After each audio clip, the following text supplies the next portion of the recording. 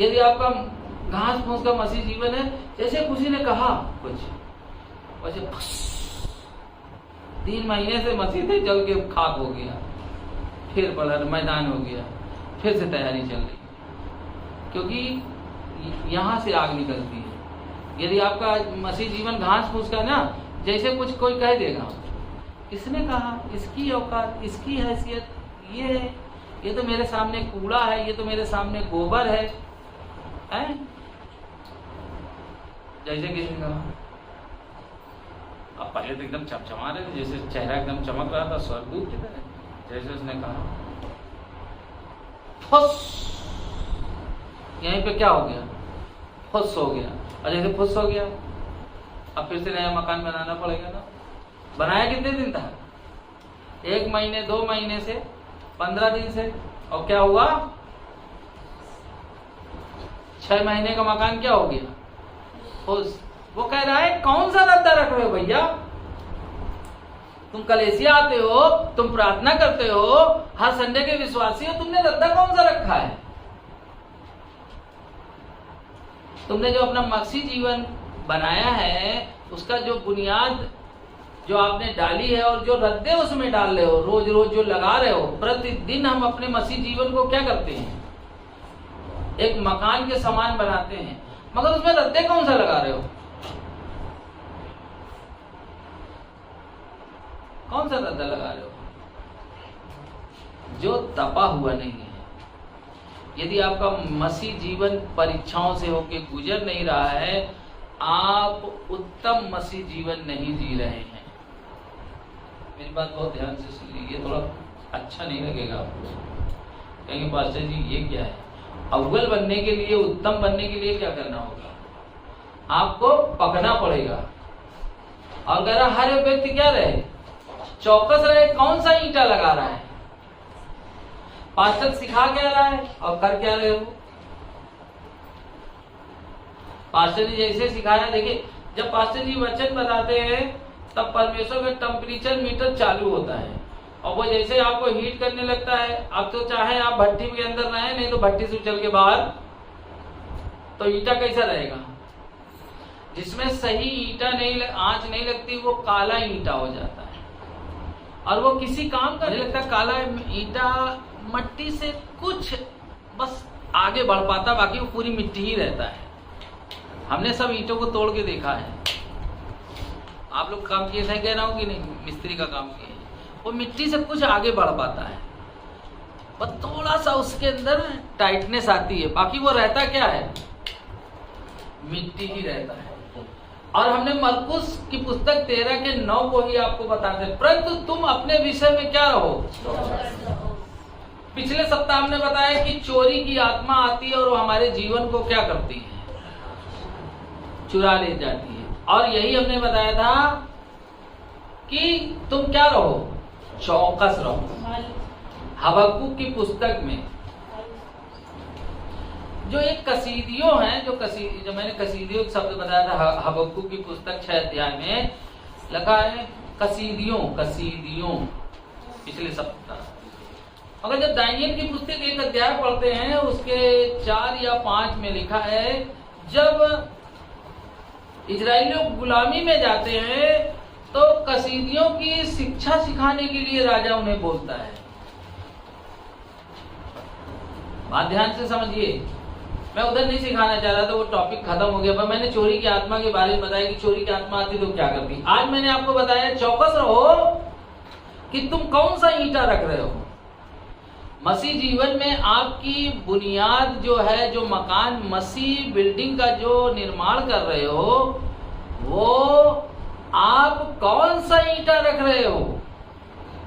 कि बस चर्च आ रहे हो 6 महीने से, साल भर से, 10 साल से, 15 साल से, और ईंटा लगाए पड़े, अवड़ा बवड़ा कवड़ा, समस्या आई भुस भुस भुस भुस करके गिर रहा, जैसे समस्या आई भुस से गिर गया, जैसे समस्या आई भुस से गिर गया।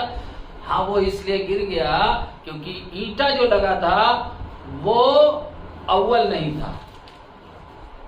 या तो आपने लगाया, लाल पेटी लगा दिया और लगा दिया, देखा हाँ लग गया है, कुछ दिन बाद वो क्या हुआ, झड़ के, लाल पेटी झड़ता है, वो अपने आप गल के खत्म हो जाएगा और आपकी दीवार अपने आप नंगी हो जाएगी, मतलब गायबी हो जाएगा ईंटा पूरा। अब उसे अरे भैया हम तो मसीह जीवन में बढ़ रहे हैं, जितना कुछ बना रहे हो उधर इधर बना के जैसे 4 साल आगे आए, पीछे पता चला सब कुछ ध्वस्त, फिर आगे बनाया फिर ध्वस्त। अब बोले अरे यार मसीह जीवन में हमारा तो कोई फायदा ही नहीं हो रहा, हमारा तो मकान ही नहीं बन पा रहा। अरे भैया तुम जो ईंटा लगा रहे हो वो कौन सा लगा रखा है?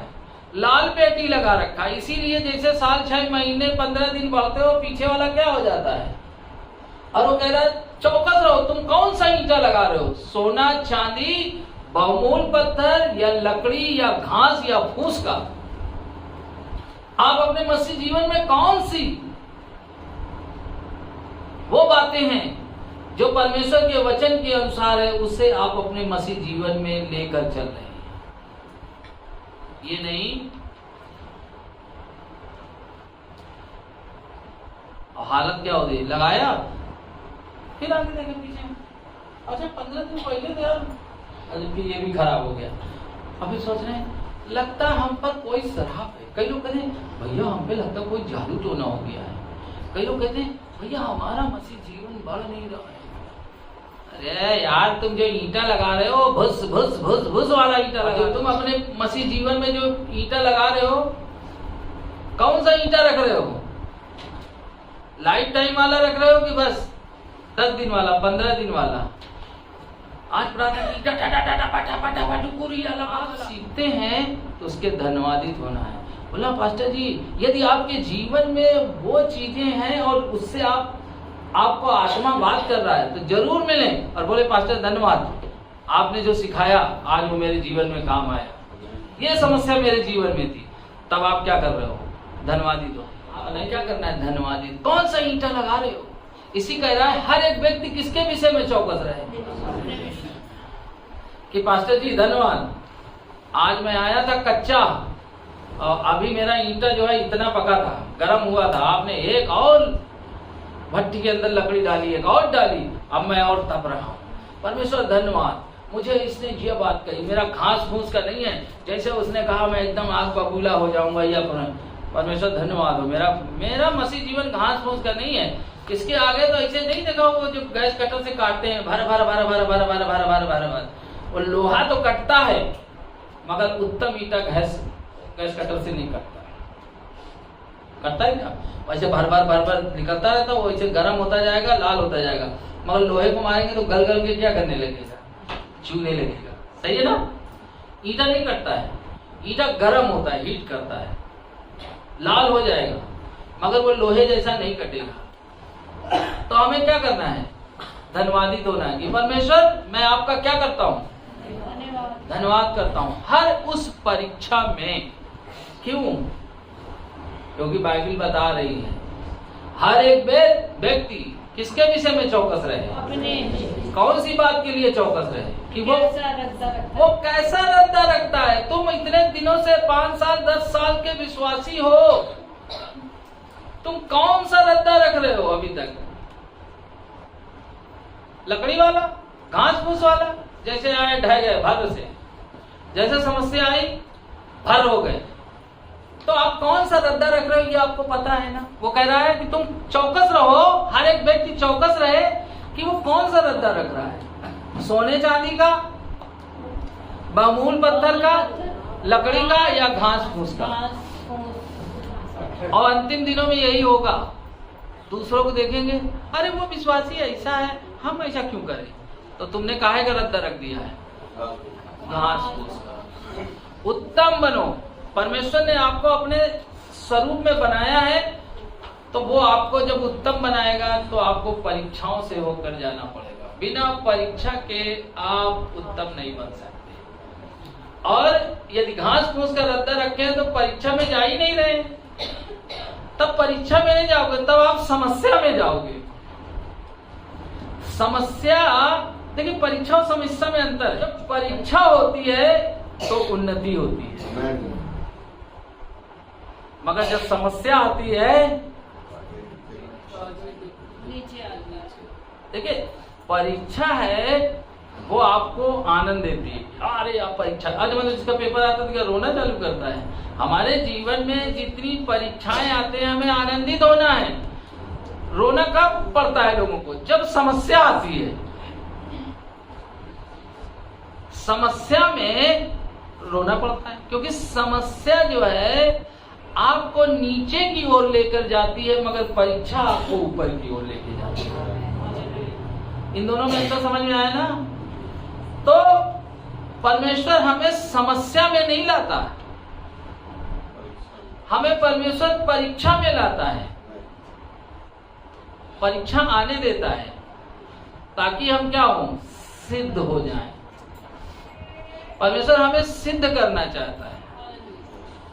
आप समझ रहे ना कि जैसे ही पास्टर कोई बात बताए, सिखाए, तो यदि हमारे अंदर कमी हो तो हम तुरंत आए निकल के।